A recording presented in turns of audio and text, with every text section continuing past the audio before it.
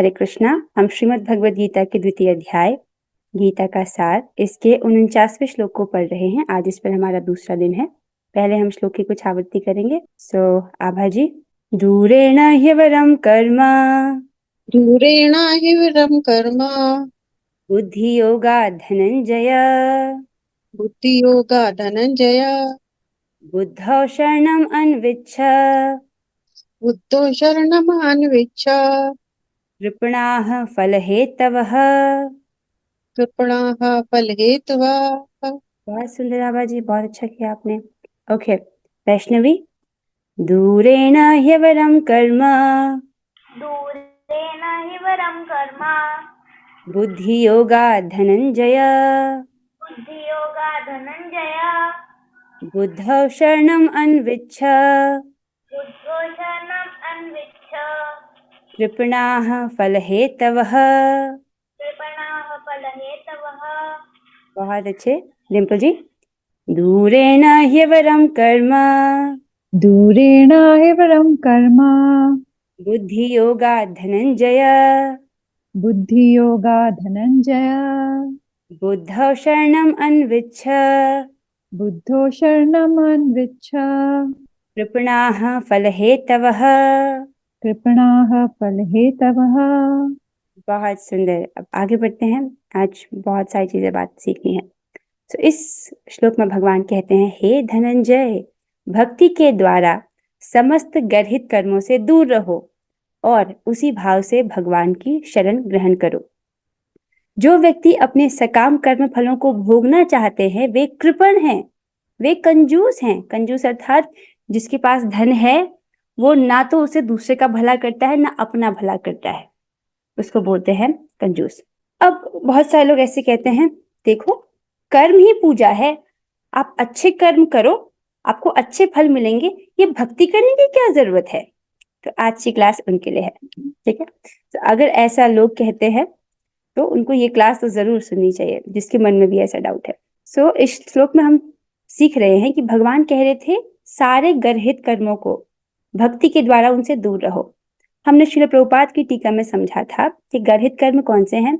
वो कर्म जिनको हम भगवान को समर्पित नहीं कर सकते वो गर्हित कर्म है, उनको नहीं करना है, ठीक है। नहीं कर सकते, राइट। तो फिर अब क्या कर, भगवान क्या कह रहे हैं, उसको क्या करना है उसका। कभी कभी तो चलता है, ऐसे कह रहे भगवान। भगवान क्या कह रहे हैं, समस्त गर्हित कर्मों से दूर रहो। भगवान यहाँ से आदेश दे रहे हैं कि ऐसी सब चीजों को छोड़ दो, राइट। अब चाय, बहुत सारे भक्त होंगे जो चाय से आसक्त है, वैसे तो भक्त छोड़ देते हैं। है कोई ऐसा जो अभी अभी भी चाय से आसक्त है? नहीं, अरे वाह, यहाँ तो कोई ऐसा नहीं है। अच्छा ठीक है ठीक है, एक भक्त है, एक भक्त है, ओके। देखो कम से कम संकल्प तो करो कि मुझे छोड़ना है। भगवान खुद कह रहे हैं, क्या हम चाय को कृष्ण को भोग लगा के पा सकते हैं? नहीं पा सकते। तो क्या करना है उसका, छोड़ना है उसको। भगवान यहाँ पर बोल रहे हैं, एक ही इंस्ट्रक्शन में भगवान ने एक ही बार में बोल दिया कि वो चीज जो आप मुझे समर्पित नहीं कर सकती हो उसको छोड़ दो। पहले तो संकल्प लेना पड़ेगा ना कि मुझे छोड़ना है, ठीक है। That's the 100% task. अब देखो मुझे कम से कम मैं 1% तो करूं उसको।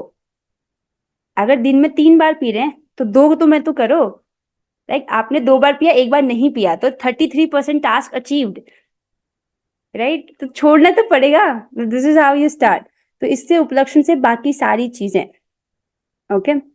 अब यहाँ पर कल हमने टीका में समझा था, जिसके लास्ट में प्रभुपाद जी समझा रहे थे हमें कि मनुष्य को अपनी सारी शक्ति कृष्ण भावनामृत अर्जित करने में लगानी चाहिए, इससे उसका जीवन सफल होगा। देखो हमने ये समझा था कि सभी के पास बराबर धन है, बराबर धन सभी को दिया है भगवान ने। कैसे?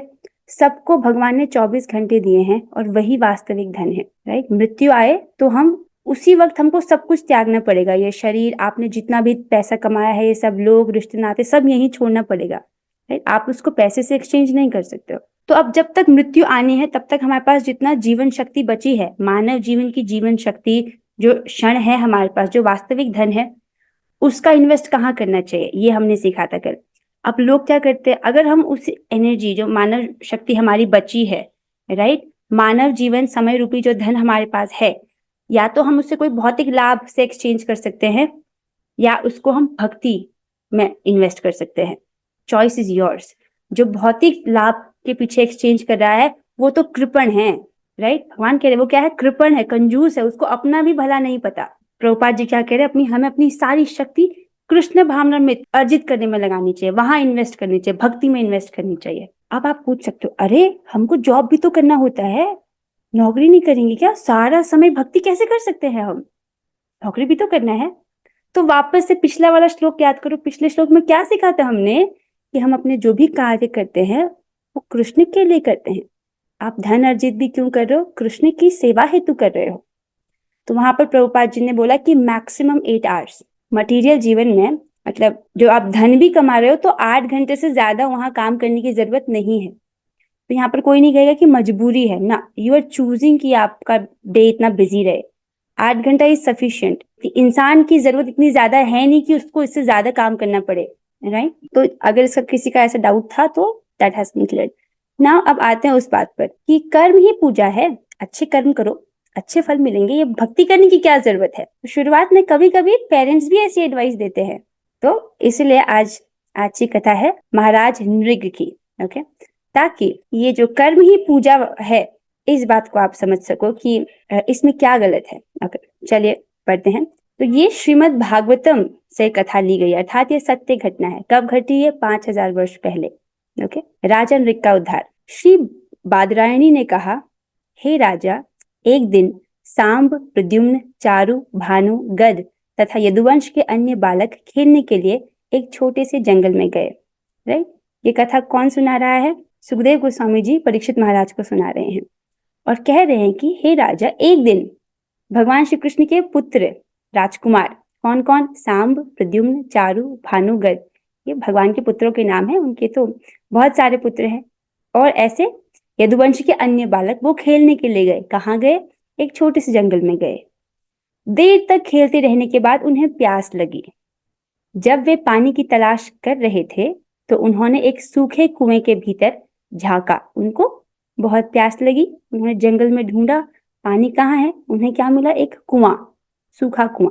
तो उन्होंने उस कुएं के भीतर झांका, उधर देखा और उन्हें एक विचित्र सा जीव दिखा, एक अजीब सा जीव दिखा। क्या दिखा, लड़के इस जीव को, जो कि छिपकली थी और पर्वत जैसी दिख रही थी, अर्थात बहुत बड़ी छिपकली थी, उसे देखकर विस्मित हो गए। अरे ये क्या है, इतना बड़ा। उन्हें उसके प्रति दया आ गई और वे उसे कुएं से बाहर निकालने का प्रयास करने लगे। तो जो राजकुमार हैं सांब आदि, वो कोशिश कर रहे हैं कि इस बड़ी सी छिपकली को कुएं से बाहर निकालें। अब कैसे निकाल रहे हैं वो, उन्होंने वहां फंसी उस छिपकली को चमड़े की पट्टियों तथा सूत की रस्सियों से पकड़ा, उसको पकड़ने की कोशिश कर रहे, उसे खींचने की कोशिश कर रहे बाहर, किंतु फिर भी वे उसे बाहर नहीं निकाल सके। अतः वे कृष्ण के पास गए और उत्तेजित होकर उनसे उस जीव के विषय में बतलाया। पिताश्री, हमने एक बहुत बड़ा जीव देखा है कुएं में, पर हमने उसको निकालने की कोशिश की लेकिन हम उसको निकाल नहीं पाए। आप देख रहे हो यहाँ पर ये अपने पिता को बता रहे हैं, कृष्ण को। और दूसरे महल में अगर देख पाओ, चित्र थोड़ा ब्लर है, दूसरे महल में दूसरे राजकुमार कृष्ण को ही बोल रहे हैं, क्योंकि भगवान अलग अलग विस्तार में है ना, राइट। और यहाँ भी एक राजकुमार अपने पिता अर्थात कृष्ण को ही बोल रहे हैं। तो अलग अलग महलों में भगवान विद्यमान है। आगे चलते हैं। ब्रह्मांड के पालन करता कमल नेत्र भगवान उस कुएं के पास गए और वहां वह छिपकली देखी। ब्रह्मांड के पालन करता अर्थात वो पूरे ब्रह्मांड का पालन करते हैं, तो अर्थात जो छिपकली है उसके पालन करता कौन है, भगवान ही है। कमल नेत्र भगवान, उनकी आंखें कैसी हैं, सुंदर से कमल के पत्ते जैसी आंखें हैं, जो थोड़ी सी रेडिश होते हैं कॉर्नर्स पर, राइट, बहुत सुंदर। कमल नेत्र भगवान उस कुएं के पास गए और वहां वह छिपकली देखी। तत्पश्चात उन्होंने अपने बाएं हाथ से उसे आसानी से बाहर निकाल दिया। आप इस चित्र में देख सकते हो। यशस्वी भगवान के हाथों का स्पर्श पाते ही उस जीव ने तुरंत अपना छिपकली का रूप त्याग दिया। तो जैसे ही भगवान ने उसका स्पर्श किया, वो छिपकली का रूप उसने त्याग दिया और वो क्या बन गया, और स्वर्ग के वासी का रूप धारण कर लिया। उसका रंग पिघले सोने जैसा सुंदर था और वह अद्भुत गहनों, वस्त्रों तथा मालाओं से अलंकृत था। तो जैसे ही भगवान ने उसका स्पर्श किया, वो छिपकली से ट्रांसफॉर्म होकर के एक बहुत सुंदर पुरुष के रूप में आ गए, जो कैसे थे, स्वर्ग के वासी जैसे थे। भगवान कृष्ण परिस्थिति को समझ गए किंतु सामान्य जनों को सूचित करने के लिए उन्होंने पूछा, हे महाभाग, आप कौन हैं? ये प्रश्न कौन पूछ रहा है? सर्वज्ञ, सब कुछ जानने वाले भगवान कृष्ण पूछ रहे हैं, आप कौन हैं? आपके उत्तम स्वरूप को देखकर मैं सोच रहा हूँ कि आप अवश्य ही कोई श्रेष्ठ देवता हैं। आप किस विगत कर्म से इस दशा को प्राप्त हुए? हे महात्मन, ऐसा लगता है कि आप ऐसे भाग्य के योग्य नहीं थे। हम आपके विषय में जानना चाहते हैं, अतः यदि आप हमें बताने का यह समय तथा स्थान उचित समझते हो तो कृपया करके अपने विषय में बतलाइए। तो भगवान उनसे उनके विषय में पूछ रहे हैं, हालांकि वो सब कुछ जानते हैं। सुखदेव गोस्वामी ने कहा, इस प्रकार अनंत रूप कृष्ण द्वारा पूछे जाने पर सूर्य के समान चमचमाते मुकुट वाले राजा ने माधव को प्रणाम किया। किसको प्रणाम किया? भगवान को प्रणाम किया। और वह इस प्रकार बोला। अब यहाँ से राजा ऋक बताएंगे कि किस कारणवश उनकी ऐसी दशा हुई। राजा ऋक कह रहे हैं, मैं इक्ष्वाकु का पुत्र नृग नामक राजा हूँ।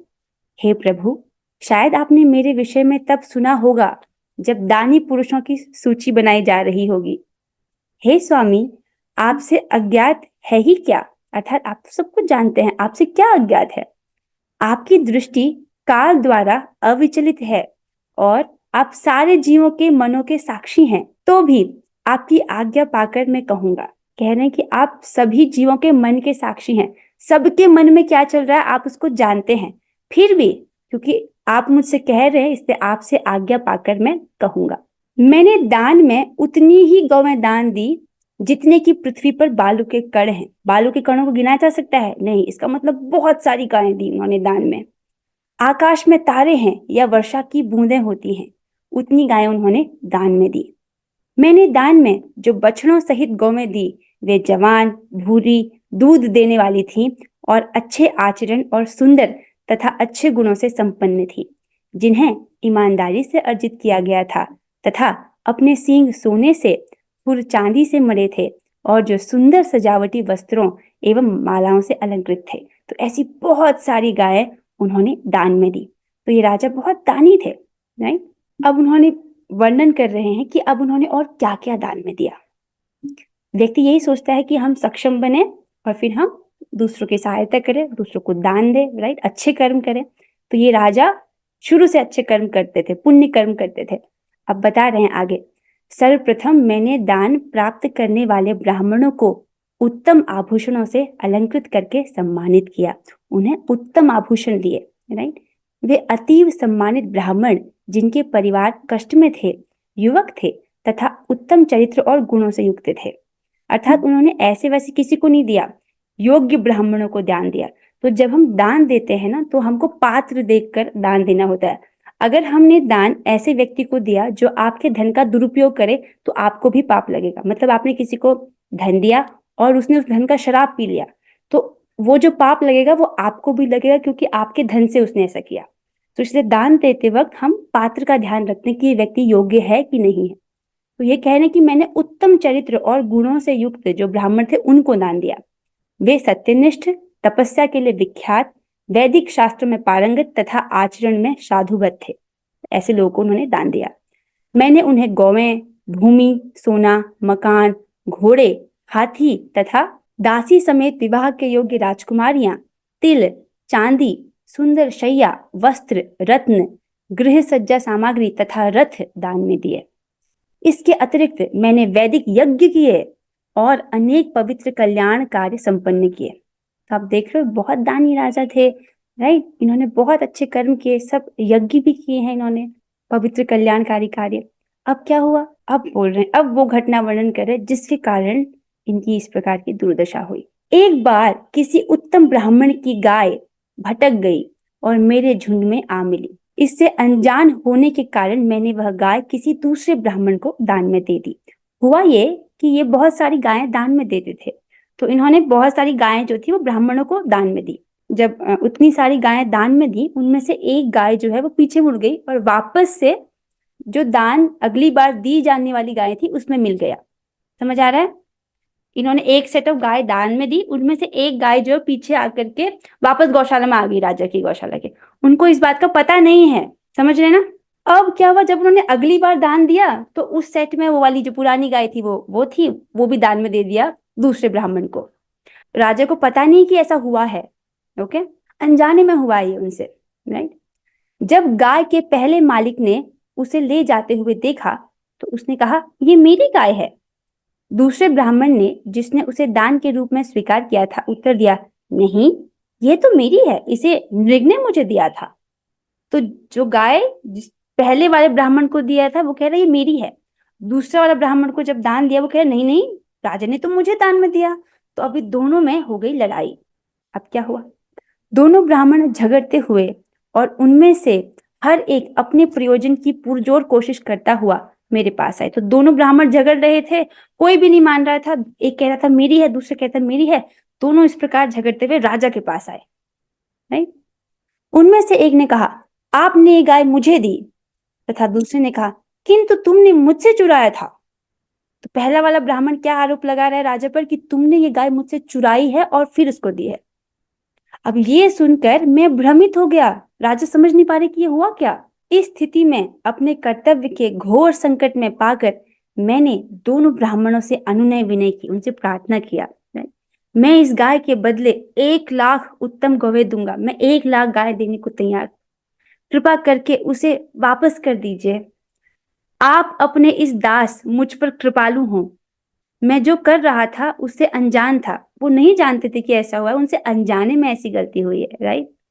मुझे इस कठिन स्थिति से बचा लें, अन्यथा मैं निश्चित रूप से मलिन नरक में गिरूंगा। तो राजा हैं, वो जानते हैं कि अगर ये गलती से भी ब्राह्मण की चोरी का आरोप लग गया तो उनको नरक जाना पड़ेगा। तो वो बहुत याचना कर रहे हैं कि आप इसको इसको क्षमा कर दीजिए, मैं आपको 1,00,000 गाय देने को तैयार हूं। लेकिन क्या हुआ, गाय के इस मालिक ने कहा, हे राजन, मैं इस गाय के बदले में कुछ भी नहीं चाहता, और वह चला गया। पहले वाले ने ऐसा कहा। और दूसरे ब्राह्मण ने घोषित किया, मैं 10,000 अधिक गौएं भी, या जितना भी तुम दे रहे हो उससे अधिक नहीं चाहता, और वह भी चला गया। तो दोनों ने क्या कहा कि हमको नहीं चाहिए, और दोनों अपने अपने रास्ते चले गए गुस्सा होके। हे देवों के देव, किसको बोल रहे हैं देवों के देव? कृष्ण को, भगवान श्री कृष्ण को कह रहे हैं कि आप तो देवताओं के भी देव हैं। तो हे ब्रह्मांड के स्वामी, इस तरह उत्पन्न परिस्थिति से लाभ उठाकर नृग महाराज की मृत्यु का समय आया तो क्या हुआ, यमराज के दूत उनको यमराज के लोक में ले गए। वहां स्वयं यमराज ने मुझसे पूछा। अब वहां पर यमराज जी उनसे प्रश्न पूछ रहे हैं। क्या पूछ रहे हैं? यमराज ने कहा, हे राजा, सर्वप्रथम आप अपने पापों के फलों का अनुभव करना चाहते हैं या अपने पुण्य का? तो यमराज तो न्याय करते हैं, वो दया नहीं करते। दया कौन करते हैं? भगवान करते हैं। यमराज बस न्याय करते हैं। तो वो कह रहे हैं कि आपको पहले अपने पाप का फल भोगना है या पुण्य का? निसंदेह मुझे न तो आपके द्वारा संपन्न कर्तव्य पूर्ण दान का अंत दिखता है, अर्थात आपने इतने दान किए हैं इसका कोई अंत नहीं है, और न ही उस दान के परिणाम स्वरूप तेज पूर्ण स्वर्ग लोक में आपके भोग का। तो आपने इतना दान किया, इतने अच्छे पुण्य किए हैं, तो आपको क्या मिलेगा? स्वर्ग मिलेगा। तो आप डिसाइड कर लो कि आपको पहले पाप भोगना है या पुण्य का फल भोगना है। मैंने कहा, हे प्रभु, पहले मुझे अपने पापों का फल भोगने दें। और यमराज बोले, तो नीचे गिरो। उन्होंने तुरंत डिसीजन दे दिया। इन्होंने सोचा कि मेरे तो पुण्य बहुत ज्यादा है और पाप तो एक ही किया है मैंने, पहले मैं पाप भोग लेता हूं। अब बता रहे फिर क्या हुआ। मैं तुरंत नीचे गिरा और हे स्वामी, गिरते समय मैंने देखा कि मैं छिपकली बन गया हूं। राइट, आपने देखा उस कुएं में वो छिपकली बन गए थे।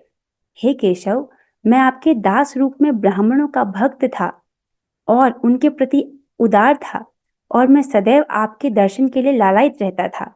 इसीलिए आज तक मैं अपने विगत जीवन को नहीं भूल पाया। अब ये क्या बोल रहे हैं? इन्होंने अपने जीवन में भक्ति तो नहीं की, हमेशा क्या किया? सकाम कर्म किया, राइट, अच्छे कर्म किए, भक्ति नहीं की। अब बोल रहे हैं कि मैं आपके दास रूप में ब्राह्मणों का भक्त था। ये क्यों बोल रहे हैं? और इनको ये घटना याद कैसे रही? राइट, ये छिपकली के रूप में इनको अपने पास याद कैसे रहा? ये एक स्ट्रेंज बात नहीं है, राइट। जैसे अभी आप मनुष्य योनि में आपको याद नहीं कि पिछला जन्म क्या था, इनको कैसे याद रह गया? अब उस पर श्रील विश्वनाथ चक्रवर्ती ठाकुर जी अपनी टीका में बताती कि ये जो नृग महाराज है ऐसा कैसे बोल रहे हैं, ऐसा क्यों बोल रहे हैं। तो श्रील विश्वनाथ चक्रवर्ती ने निम्नलिखित टीका की है। क्या बोला उन्होंने? जब नृग ने आपके दर्शन के लिए लालायित कहा तो वह किसी ऐसी घटना का उल्लेख कर रहा है जिसमें एक बार उसकी भेंट किसी महान भक्त से हुई थी।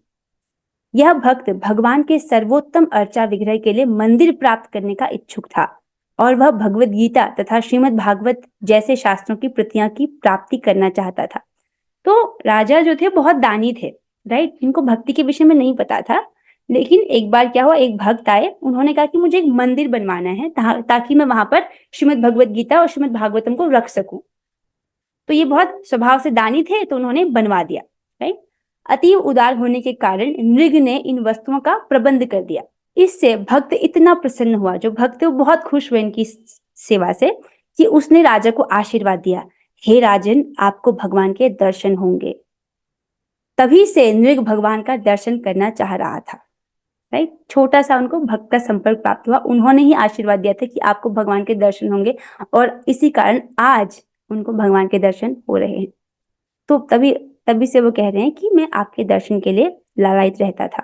आगे चलते हैं। हे विभु, मैं आपको अपने समक्ष कैसे देख पा रहा हूँ?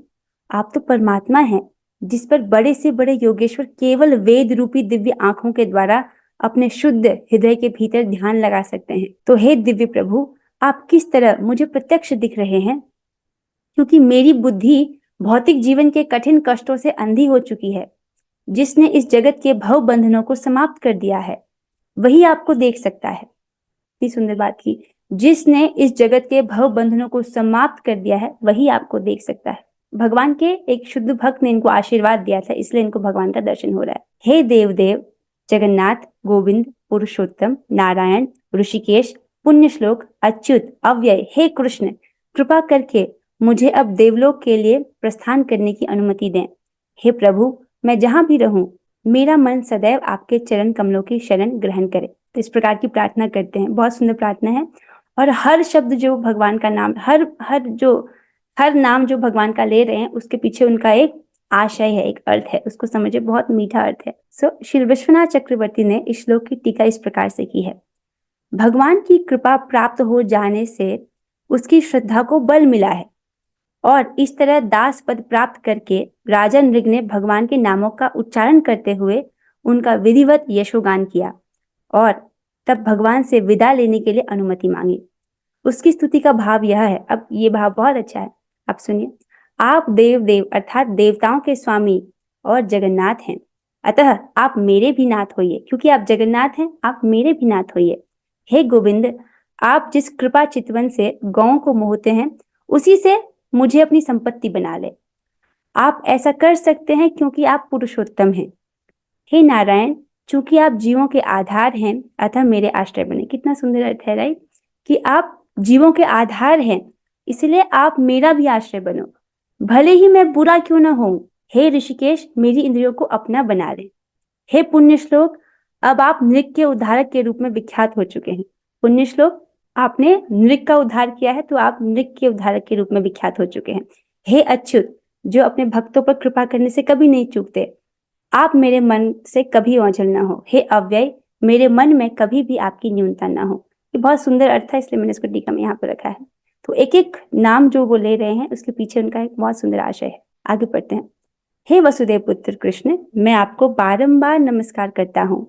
आप समस्त जीवों के उद्गम हैं, परम सत्य हैं, अनंत शक्तियों के स्वामी हैं और समस्त आध्यात्मिक प्रवर्गों के स्वामी हैं। इस तरह कहकर महाराज नृग ने भगवान कृष्ण की परिक्रमा की और उनके चरणों पर अपना मुकुट छुमाया। जब हम किसी की परिक्रमा करते हैं, this means we are showing utmost respect to them. इसलिए हम तुलसी महाराज जी की भी परिक्रमा करते हैं 4 बार, राइट, और भगवान की भी परिक्रमा करते हैं। ये भी क्या कर रहे हैं, भगवान की परिक्रमा कर रहे हैं। हमको भी भगवान की परिक्रमा करनी चाहिए। अपना मुकुट छुमाया, तब विदाई की अनुमति पाकर वहां पर उपस्थित लोगों के देखते देखते राजा नृग एक अद्भुत स्वर्गिक विमान पर चढ़ गया। राइट, आपने देखा, इसमें कहानी आगे भी है जिसमें भगवान कहते हैं कि हमको गलती से भी ब्राह्मण की जो संपत्ति है उसको नहीं चुराना चाहिए। ऐसे व्यक्तियों को नरक में जाना पड़ता है। इस कहानी से आपने सीखा कि राजा ने कितने अच्छे कर्म किए, सकाम कर्म कर रहे थे वो, राइट, कितने लौकिक रूप से वो कितने बड़े दानी थे, राइट। तो उनके इतने अच्छे कर्म किए और एक गलती हुई उनसे अनजाने में। तो आपने देखा, केवल अच्छे कर्म करना इज नॉट इनफ, राइट। अगर अनजाने में भी गलती होती है तो हमको उसकी जो सजा है वो भोगनी पड़ती है। तो केवल अच्छे कर्म करना इनफ नहीं है, उनको भगवान को समर्पित करना है, ये सीखना है। राइट, कर्म कर रहे हैं, सकाम कर्म करेंगे तो उसका अच्छा बुरा रिएक्शन भोगना पड़ेगा, लेकिन उसी को अगर हम भगवान को अर्पित कर देंगे तब वो क्या हो जाएगा, कर्म योग। फिर आपको उसका अच्छा बुरा रिएक्शन नहीं भोगना पड़ेगा। राइट, और एक और चीज, इनसे हुई थी अनजाने में गलती, इन्होंने जानबूझकर नहीं किया था। ओके, अब मेरा एक प्रश्न है कि ये राजा लौकिक रूप से तो बहुत दानी थे, इन्होंने बहुत सारे गायें दान में दी, बहुत सारा धन दान में दिया। भगवत गीता के श्लोक के आधार से क्या ये दानी है या कृपण है? मतलब राजन ऋक जब वो सकाम भाव से कर्म कर रहे हैं, बहुत दान दे रहे हैं, तो आप मुझे बताओ कि क्या वो दानी है या कृपण है? कौन बोलना चाहता है? अच्छा, वैष्णवी आप बोलना चाहते हो, बताओ। दानी है क्योंकि वो निष्काम भाव से कर रहे हैं। नहीं, उन्होंने निष्काम भाव से नहीं किया। दीपिका माता जी आप बोलो, वो दानी है या कृपण है? जी हरे कृष्णा माता जी। हरे कृष्णा। वो राजा बता। कृपण है क्योंकि वो अपने कर्म निष्काम भावना से नहीं कर रहे थे, क्योंकि वो उससे उनका शुभ और अशुभ फल लग रहा था। उन्होंने दान दिया और अशुभ फल एक गलती की तो उससे लग गया। बहुत अच्छे दीपिका जी। तो अगर वो निष्काम भाव से करते तो उनको आत्म साक्षात्कार प्राप्त होता, लेकिन उनको आत्म साक्षात्कार प्राप्त नहीं हुआ। क्या मिला उनको? उसका शुभ फल मिला, अर्थात स्वर्ग प्राप्ति हुई। स्वर्ग प्राप्ति हुई, वहां पर उनके पुण्य एक दिन क्षीण हो जाएंगे, फिर वापस से वो धरती पर आएंगे। समझ रहे हैं? तो दोनों में ही बंधन है। फल भोगने की इच्छा से भले आप कितना भी दान कर लो, उसका बंधन लगेगा। राइट, दान करने में कोई दिक्कत नहीं है, दान कीजिए। राइट, सत्पात्र को देकर दान करना चाहिए, लेकिन भगवान कहते हैं यत करोषि यद अश्नासी यद जुहोसी ददासी यद तपस्यसि कौन्तेय तत्कुरुषस्व मद अर्पणम। कि आप जो कुछ भी करते हो, जो कुछ भी खाते हो, जो कुछ भी दान देते हो, उसको मुझे अर्पित करते हुए करो। इस प्रकार तुमको अपने कर्मों का बंधन नहीं लगेगा। राइट, लौकिक दृष्टि से उन राजा ने बहुत दान दिया, लेकिन अगर हम भगवान के इस श्लोक के लाइट में देखें तो वो क्या है? कृपण है, कंजूस बोल रहे हैं भगवान उस चीज को, क्योंकि वो अपने कर्मों के फल को भोगना चाहते थे। राइट, तभी तो उनको रिएक्शन लगा, तभी तो वो स्वर्ग गए, वरना उनको आत्म साक्षात्कार प्राप्त होता। ओके, नाउ विद दिस हम आज की क्लास को विराम देते हैं। कुछ प्रश्न आप पूछ सकते हो, किसी को आज की क्लास से कुछ डाउट है तो पूछ सकते हैं। ओके, आई थिंक सब कुछ क्लियर है। सो हमने सीखा कि कर्म ही पूजा है बोलते हैं लोग, लेकिन किसकी पूजा है ये तो पूछना चाहिए, किसकी पूजा है? राइट, ये सारे कर्म जो हम करते हैं वर्णाश्रम सिस्टम के अंदर, इन सब का उद्देश्य है भगवान श्री कृष्ण को प्रसन्न करना। अगर वही नहीं कर रहे हैं तो इसका मतलब क्या कर रहे हैं? श्रम एव ही केवलम, केवल श्रम कर रहे हैं जिसका कोई फल नहीं है, बस अगला देह मिलेगा भौतिक। Okay, with this we are ending the class here. हम 3 बार हरे कृष्ण महामंत्र करेंगे। Let's do it together. आज आपने क्या सीखा उसको जरूर लिखेगा। Okay, let's do it. Hare Krishna Krishna Hare Krishna Krishna Krishna Hare Hare Hare Ram Hare Ram Ram Ram Hare Hare Hare Hare Krishna Krishna Krishna Krishna Krishna Hare Krishna Hare, Hare Hare Ram Hare Ram Ram Ram Ram Hare Ram Hare. Hare Hare Krishna Hare Krishna Krishna Krishna Krishna Hare Krishna Hare, Hare Hare Ram Ram Hare Hare. Shrimad Bhagavad Gita की जय, श्रील प्रभुपाद की जय। All glory to Shri Krishna Gauranga. Hare Krishna.